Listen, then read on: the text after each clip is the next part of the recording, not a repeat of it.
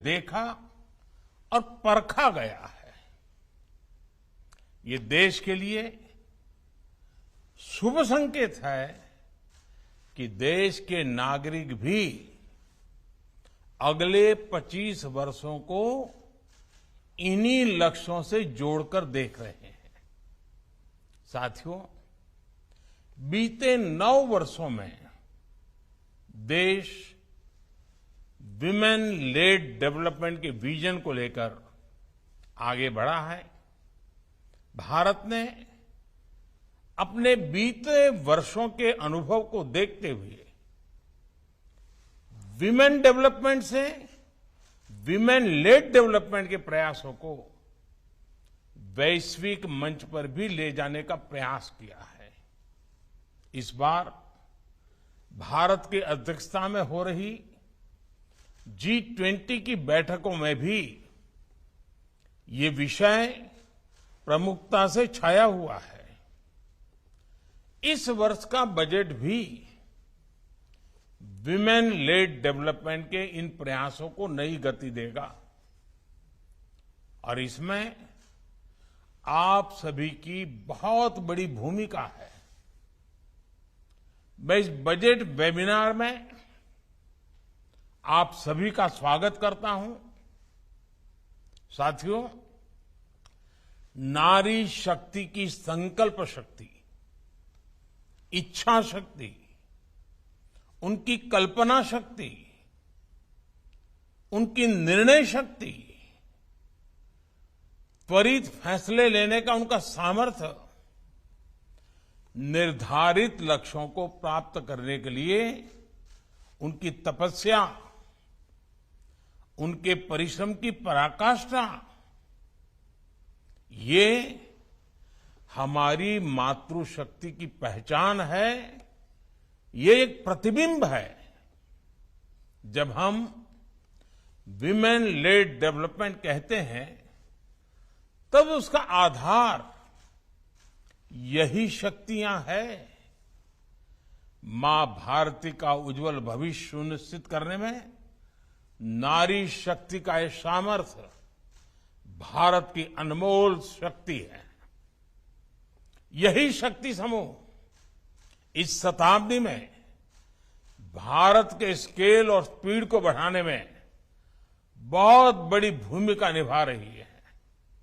साथियों, आज हम भारत के सामाजिक जीवन में बहुत बड़ा क्रांतिकारी परिवर्तन महसूस कर रहे हैं। पिछले कुछ वर्षों में भारत ने जिस प्रकार विमेन एम्पावरमेंट के लिए काम किया है, आज उसके परिणाम नजर आने लगे हैं। आज हम देख रहे हैं कि भारत में पुरुषों की तुलना में महिलाओं की संख्या बढ़ रही है। पिछले 9-10 वर्षों में हाई स्कूल या उसके आगे की पढ़ाई करने वाली लड़कियों की संख्या 3 गुना बढ़ी है। भारत में साइंस, टेक्नोलॉजी, इंजीनियरिंग और मैथ्स में लड़कियों का एनरोलमेंट आज 43% तक पहुंच चुका है और ये समृद्ध देश, विकसित देश, अमेरिका हो, यूके हो, जर्मनी हो, इन सबसे भी ज्यादा है। इसी तरह मेडिकल फील्ड हो या खेल का मैदान हो, बिजनेस हो या पॉलिटिकल एक्टिविटी हो, भारत में महिलाओं की केवल भागीदारी नहीं बढ़ी है, बल्कि वो हर क्षेत्र में आगे आकर नेतृत्व कर रही है। आज भारत में ऐसे अनेक क्षेत्र हैं जिनमें महिला शक्ति का सामर्थ्य नजर आता है। जिन करोड़ों लोगों को मुद्रा लोन दिए गए, उनमें से करीब 70% लाभार्थी देश की महिलाएं हैं। ये करोड़ों महिलाएं अपने परिवार की आय ही नहीं बढ़ा रही है, बल्कि अर्थव्यवस्था के नए आयाम भी खोल रही है। पीएम स्वनिधि योजना के माध्यम से बिना गारंटी आर्थिक मदद देना हो, पशुपालन को बढ़ावा देना हो, फिशरीज को बढ़ावा देना हो, ग्रामोद्योग को बढ़ावा देना हो, एफपीओज हो, खेलकूद स्पोर्ट्स हो, इन सभी को जो प्रोत्साहन दिया जा रहा है उसका सर्वाधिक लाभ और अच्छे से अच्छे परिणाम महिलाओं के द्वारा आ रहे हैं। देश की आधी आबादी के सामर्थ्य से हम देश को कैसे आगे ले जाएं, हम नारी शक्ति के सामर्थ्य को कैसे बढ़ाएं, इसका प्रतिबिंब इस बजट में भी नजर आता है। महिला सम्मान सेविंग सर्टिफिकेट स्कीम, इसके तहत महिलाओं को 7.5% इंटरेस्ट रेट दिया जाएगा। इस बार के बजट में पीएम आवास योजना के लिए करीब 80,000 करोड़ रुपए रखे गए हैं। ये राशि देश की लाखों महिलाओं के लिए घर बनाने में काम आएगी।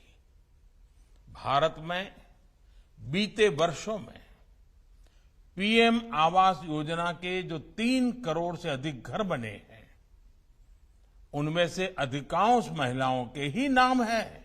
आप कल्पना कर सकते हैं, वो भी एक जमाना था जब महिलाओं के लिए न तो कभी खेत उनके नाम होते थे, न खलिहान उनके नाम होते थे, न दुकान होती थी, न घर होते थे। आज इस व्यवस्था से उन्हें कितना बड़ा सपोर्ट मिला है। पीएम आवास ने महिलाओं को घरते आर्थिक फैसलों में एक नई आवाज दी है। साथियों, इस बार के बजट में नए यूनिकॉर्न्स बनाने के लिए, अब हम स्टार्टअप की दुनिया में तो यूनिकॉर्न सुनते हैं, लेकिन क्या सेल्फ हेल्प ग्रुप में भी ये संभव है क्या? ये बजट उस सपने को पूरा करने के लिए सपोर्ट करने वाली घोषणा लेकर के आया है। देश के इस विजन में कितना स्कोप है, ये आप बीते वर्षों की ग्रोथ स्टोरी में देख सकते हैं। आज देश में 5 में से 1 नॉन फार्म बिजनेस महिलाएं संभाल रही हैं। बीते 9 वर्षों में 7 करोड़ से ज्यादा महिलाएं सेल्फ हेल्प ग्रुप में शामिल हुई हैं और वो अलग अलग क्षेत्रों में काम कर रही हैं। ये करोड़ों महिलाएं कितना वैल्यू क्रिएशन कर रही हैं, और इसका अंदाज आपको इनकी कैपिटल रिक्वायरमेंट से भी लगा सकते हैं। 9 वर्षों में इन सेल्फ हेल्प ग्रुप्स ने 6.25 लाख करोड़ रुपए का लोन लिया है। ये महिलाएं केवल छोटी एंटरप्रेन्योर ही नहीं है, बल्कि ये ग्राउंड पर सक्षम रिसोर्स पर्सन का काम भी कर रही है। बैंक सखी, कृषि सखी, पशु सखी के रूप में ये महिलाएं गांव में विकास के नए आयाम बना रही हैं। साथियों, सहकारिता क्षेत्र, उसमें भी महिलाओं की हमेशा बड़ी भूमिका रही है। आज कोऑपरेटिव सेक्टर में आमूलचूल बदलाव हो रहा है। आने वाले वर्षों में 2 लाख से ज्यादा मल्टीपर्पज कोऑपरेटिव, डेयरी कोऑपरेटिव और फिशरीज कोऑपरेटिव बनाए जाने वाले हैं। 1 करोड़ किसानों को नेचुरल फार्मिंग से, प्राकृतिक खेती से जोड़ने का लक्ष्य रखा गया है। इसमें महिला किसानों और प्रोड्यूसर ग्रुप्स की बड़ी भूमिका हो सकती है। इस समय देश ही नहीं, पूरी दुनिया में मिलेट्स यानी श्री अन्न को लेकर जागरूकता आ रही है, उनकी डिमांड बढ़ रही है।